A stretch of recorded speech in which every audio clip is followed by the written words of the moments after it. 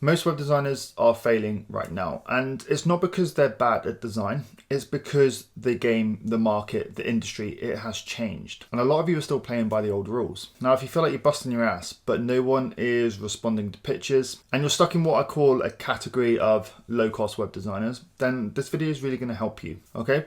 Let's just be honest for a second. You're probably aware that the market is completely flooded. There's now a ton of AI generated outreach, $300 or £300 overseas designers that are available. And ultimately, the businesses that you want to be working with, they tend to not trust web designers as much as they used to. And a part of the reason for this is every single day, those business owners that you want to be working with, they are being completely spammed. Spammed with the same message. Hey, I noticed this on your website. Hey, I noticed that your website could do some work. Hey, I designed you a homepage. Hey, I'm really good at web design. Do you want a new website? Whatever it is, it's all garbage and it's not working anymore.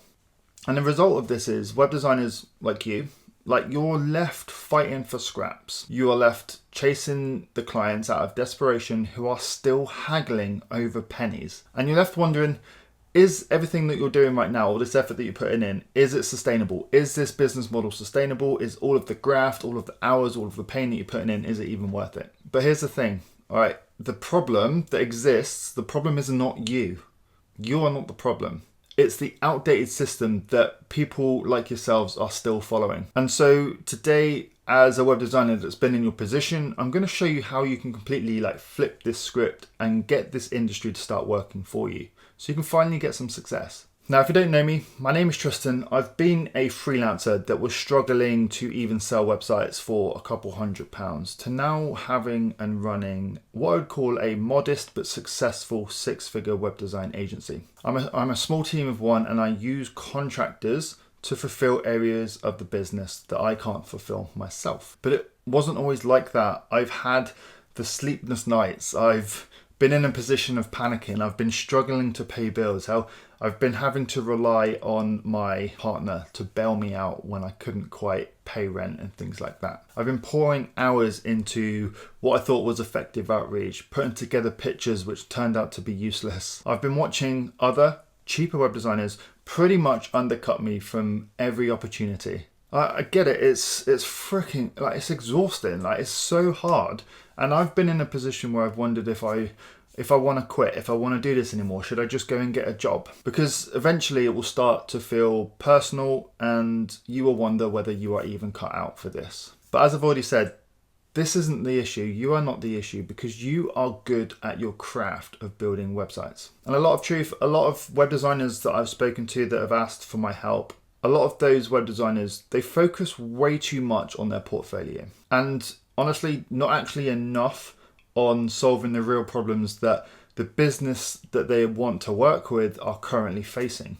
And why would you? Your main role as a web designer, no doubt, has been to create websites that look visually pleasing and function correctly. And that is the main reason why when you are doing outreach, your emails, your message, any communication is being completely ignored because they don't see you as a quote unquote web designer, let's use that as a label, as the solution to their problems. They just see you as another expense that they don't really need right now because perhaps they are struggling financially some way or another, or they have some other more important goals. So we need to change that. We need to change their priority. We need to change their perception of you as a web designer and the benefit that you can bring to their business. So the good news, okay, bear with me. The good news in all of this chaos that exists within the market, it's actually created a real opportunity for web designers to stand out and start to play the game a little bit differently.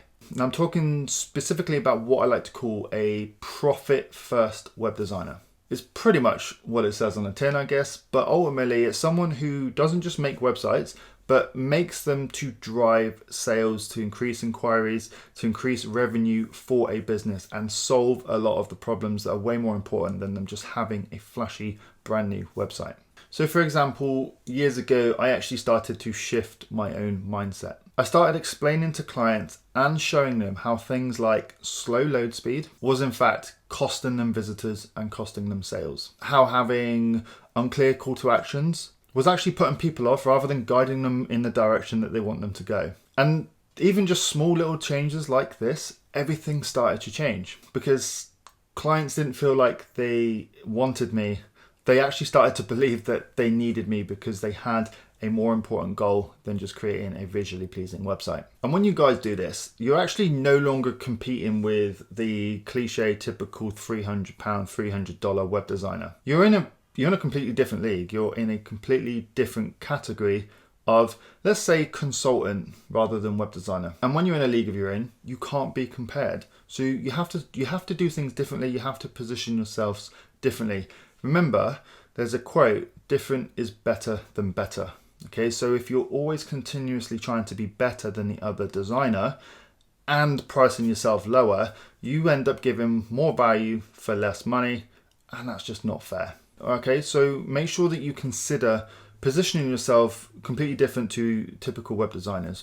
Position yourself as a profit-first designer where all you care about is creating revenue and sales and helping a business with their problems rather than delivering them a website. All right, and what I'll do in my next video is I'm going to start breaking down my 10-minute audit that I use to hook in high-paying customers. It's simple, it's powerful, and more importantly, it works. So if that sounds good to you, please do hit subscribe.